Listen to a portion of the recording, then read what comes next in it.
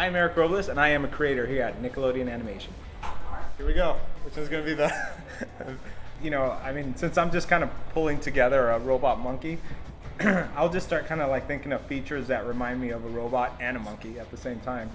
So like in this case, I'm thinking like, well, what if like a mad scientist would create like this kind of gorilla type monkey, you know? I think like whoever the scientist was that created him is basically going to be really disappointed. He probably got the brain switched up in some crazy way and ended up putting like a really innocent kind of happy-go-lucky type of gorilla brain or just a happy-go-lucky brain into this guy. I'm basically doing storytelling, I'm telling a story, and it's like something that would intrigue me enough to want to know more about this guy and the world that I'm creating.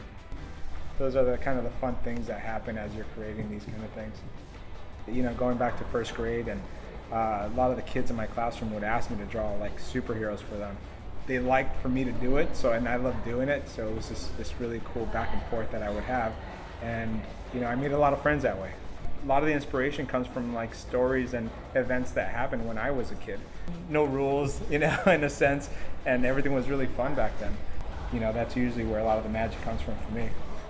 So when I start drawing and creating like a show or some kind of idea for a show, it always starts from an original place for me, and that's from sketching.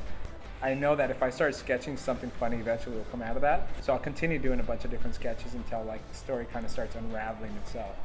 For me personally, once I get a lot of this kind of put together, a lot of the general ideas is when I bring a writer into the process. Once I get a good understanding of what I want to make, so that way it's very clear and I can pretty much describe to him, who the characters are and what the world is all about.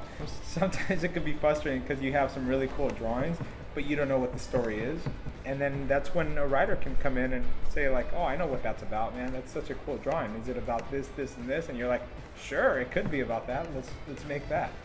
One of the the awesome things about doing what we do professionally is you never really work. I don't really consider the fact that I've ever had a job ever since I started working in animation, because at the end of the day, it's like we get paid to have fun and draw, tell stories, entertain ourselves, entertain kids, entertain the world.